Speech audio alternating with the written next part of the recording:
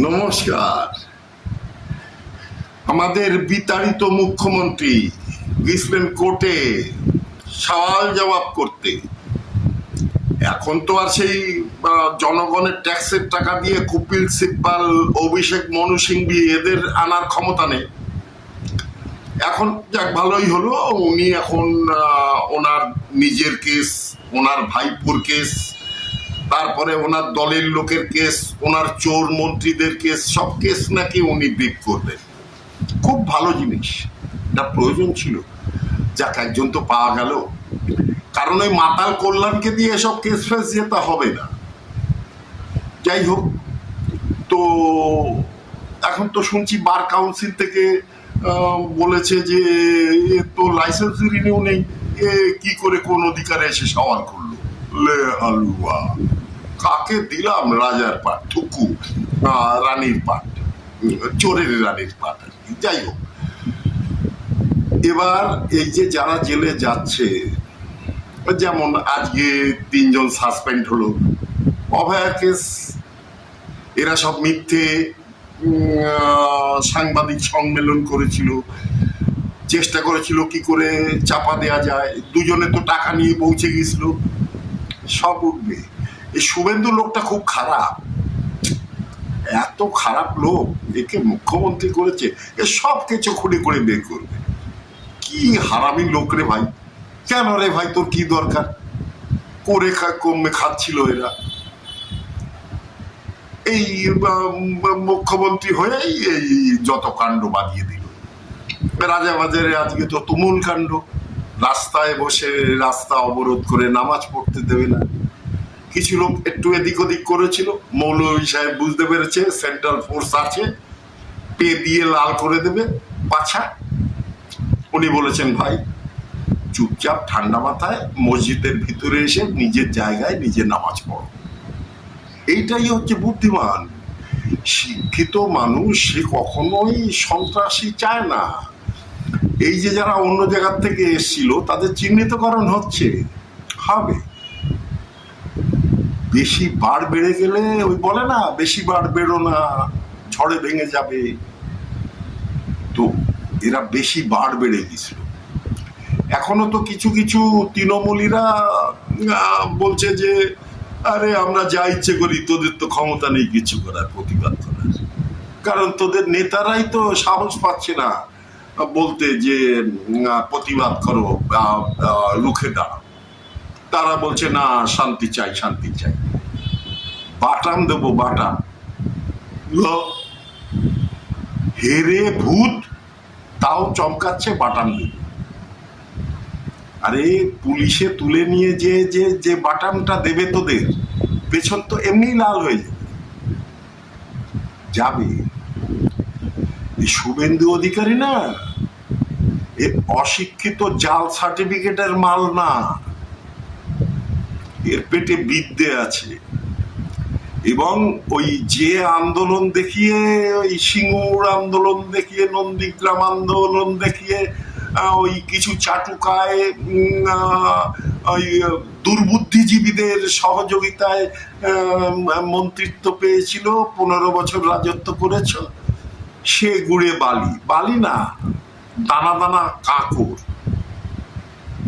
Size করে দেবে এই শুভেন্দু অধিকারী। বহুত ডেঞ্জারাস লোক। সম্মান দিয়েছে, দেখুন সম্মান কাকে বলে। অধিবেশনে বলেছে আপনাদের বিরোধী পক্ষকে সমান বলার, সমান সুযোগ দেওয়া। 11 মাস এই শুভেন্দু অধিকারী বিরোধী দল নেতা তাকে সাসপেন্ড করে বাইরে রেখেছিল, অধিবেশন চালিয়েছে, লম্বা লম্বা লেকচার মেরেছে। ইনিও তো পারত, ইনি ভদ্রঘরের ভদ্র সন্তান, ইনি খালপাড়ের ওই মাল না যে সার্টিফিকেট থেকে শুরু করে সব জাল। আর ওই ছোড়াটা অভিষেক, কেন এবার 4000 পুলিশ নেই? এবার একটু এইরকম গরম লেকচার বাইরে এসে মারো, দেখো তোমার হালটা কি করে। পাবলিকের মার দুনিয়ার বার। আরে গোহারা হেরেছো, আবার কেন এই জিত হয়েও ঠ্যাং তুলে দিয়ে আমি জিতেছি, কোন দেশি তাল? আর ওই যে আর একটা কি ফেরাদ হাকিম ববি, সে বলছে আমরাই তো জিতেছিলাম। জনগণের রায়কে অগ্রাহ্য করছো তুমি। হরিদাস পাল, তুমি বাঙালিকে উর্দুভাষী বানাবে, দেখ কাকে কে কি বানায়। পুরো বাঙালি তোদের উল্লু বানিয়ে ছেড়ে দিল পশ্চিমবঙ্গের মানুষ। 5 বছরে ফুল সাইজ করে দেবে, একদম পুরো সাইজ করে। ওই শীতল পাটি বুনে না, ওই রকম পাটি বুনে ছেড়ে দেবে এই শুভেন্দু অধিকারী, দিলীপ ঘোষ আর এই সংক্রমিতা পাল। এরা এখনো তো বাকিগুলো বাকি, তাণ্ডব বাঁচিয়ে দেবে। এদের ছোট করো না, ভদ্র ব্যবহার করো। হ্যাঁ, জয় পরাজয় আছে, তোমরা পরাজিত, পরাজয় মেনে নাও, ভদ্রভাবে থাকো। সন্ত্রাসটা বন্ধ করো। সন্ত্রাস করবে, জেলে যাবে, বায়নট খাবে। এই পুলিশ আর এখন সেই মেরুদণ্ডহীন পুলিশ নেই। এরা মেরুদণ্ড সোজা করে দাঁড়াচ্ছে। আর ওই উপরতলা থেকে যেগুলো এদের দাবিয়ে রেখেছিল সেগুলোকে সব সাইজ করে দেবে। যাই হোক, ক্ষোভের থেকে বলছি আর কি, ভুল বললে ক্ষমা করে দেবেন। তবে মনে অনেক ক্ষোভ জমে রয়েছে। এই যে 15 বছর ধরে যে যন্ত্রণা ভোগ করেছি, এই যে পায়তাড়া, এই পাড়ার ক্ষুদ্র এরা যে পায়তাড়া করেছে, আমাদের পাড়ার লাইব্রেরিটাকে বন্ধ করে রেখেছে।